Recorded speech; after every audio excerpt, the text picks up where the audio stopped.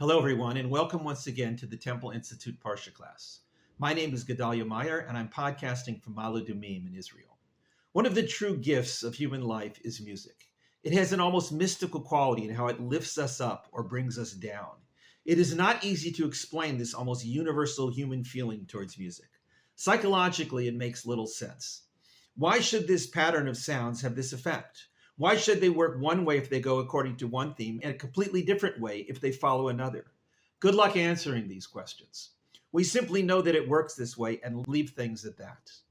We all know that music elicits this strange reaction. We have all felt it countless times and crave to experience it in the future. Life without music would be quite dismal for most of us. We would survive, but our lives would be incalculably emptier. We wouldn't have the pick-me-up of a march, the beat of rock, the beauty of classical, the melody of folk, or the rhythm of blues and jazz. We wouldn't have had the unique musical cultures and methods of virtually every single society that has lived on earth since long before we were capable of recording such things. We wouldn't have any of that, and life would be devoid of that entire element of what makes us human. It has likely been with us since our days in the caves. It is not difficult to imagine a clan living in a cave, protected from the elements and the animals by their walls, shielded from the dark by the fire in the middle, and leaning on each other as they stare at that fire. Perhaps one of them begins a chant of some sort, perhaps with words of their language or with mere sounds. Perhaps the chant is accompanied by some crude instruments. A drum made of animal skin, a reed flute, or maybe an ancient version of some strings across a gourd. The chant builds until everybody joins in. This is their life. It is the celebration of surviving another day, of commemorating the life of one who has left them, or a way to reach into the mystery of all that surrounds them. Perhaps they even evoke some idea of divine powers through this music. Imagine it to be a way to communicate with those powers and maybe contribute in their own way to the miraculous gift. Music is one of the very few constants that permeate all cultures and much of human history. It ranks among those treasures that do not contribute directly to survival, but grant immense value to life. Thus, it may rank below spoken language and tools and fire and advanced planning, but it probably rests right up there with written language, numbers, religion, and love on the next tier. It is rooted in human intelligence, but it reaches back to our animal heritage. It touches on every aspect of the emotions, from fear to awe to joy to loss. Love found and love lost have been among the most precious themes of music since people have been singing. It rides with the imagination as far as that mysterious power can reach. There are no limits to where music can take us other than those we set by our own fears and dreams. In a sense, it is the will made audible, for it is human potential given a voice through sound. Perhaps more accurately, it is human consciousness coming into being in a way that can be projected out onto the world. It exists in all the old texts, in hymns to some divine power, or poems of love and adoration, or even celebrations of victory in battle or lamenting a defeat. There is no reason to believe that every single ancient culture had music as a primary means of expressing their deepest thoughts and emotions. The Bible, of course, is no exception to this. With its many poems that were really musical expressions, the Bible is positively filled with the beauty and sadness of music. The Psalms are really nothing but music, as are dozens of devotional chants and celebrations of the joys and gifts of life. This week's Parsha happens to have one of the truly great examples of biblical music. While there are no notes, there is a song. It is called Shirat Hayam, or Song of the Sea. It celebrates the miraculous salvation the Israelites met after fleeing Egypt in the course of the Exodus and being pursued by their former Egyptian oppressors. But we are getting ahead of ourselves already. First, we must discuss the build-up to this great moment. The Parsha is called Beshalach, which means in sending. It is the beginning of a phrase which states, quote, "It was in Pharaoh's sending out of the people that God did not lead them by way of the Philistines, which was closer.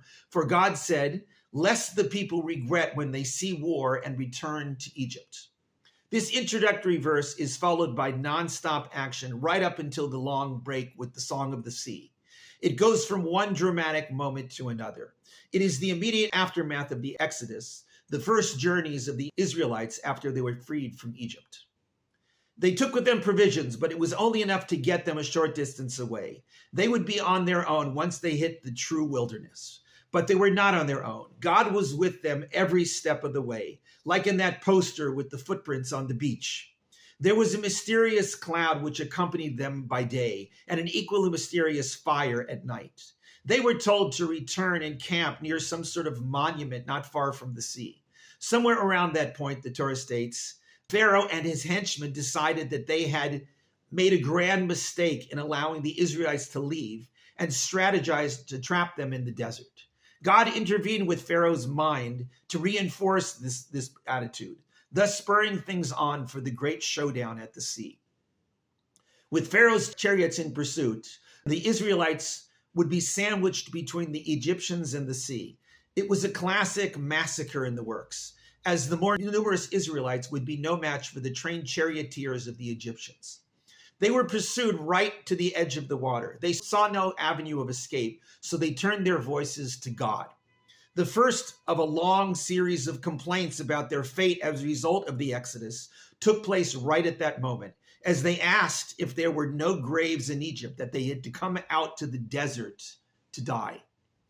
Moshe's response to this was to tell them to stand and wait for divine help, promising them that it would arrive. The divine response to all this was, surprisingly, to stop praying or complaining or whatever they were doing.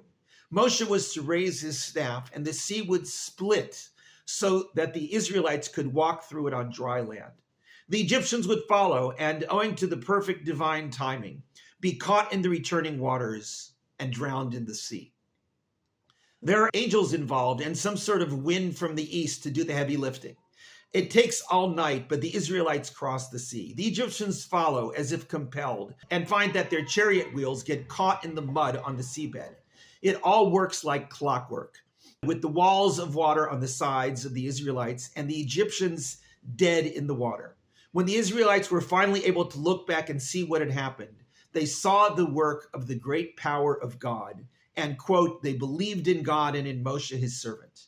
At that point, they broke out in song. This poem is quite long, even by biblical standards. It is not easy to translate, as it is written in a poetic style with quite ancient expressions. The first line is particularly interesting, as it tells how this spontaneous moment of song came about. Quote, then Moshe and the Israelites would sing this very song to Hashem, and they would say, quote, I shall sing to Hashem, who has been exceedingly mighty in throwing the horse and rider into the sea. God is my strength and my song, and is a salvation to me. This is my God, and I will praise, the God of my father, and I will exalt. It goes on in this theme, mainly celebrating the defeat of the enemies, but also the great fate that awaits the Israelites in the future. It is the classic biblical song to God, the prototype for the many that would follow. But there is something quite unusual about that opening line. It is generally not apparent in translation, so it is a bit difficult to appreciate. The traditional translation of the opening Hebrew words is, quote, then Moshe and the Israelites will sing this song to Hashem.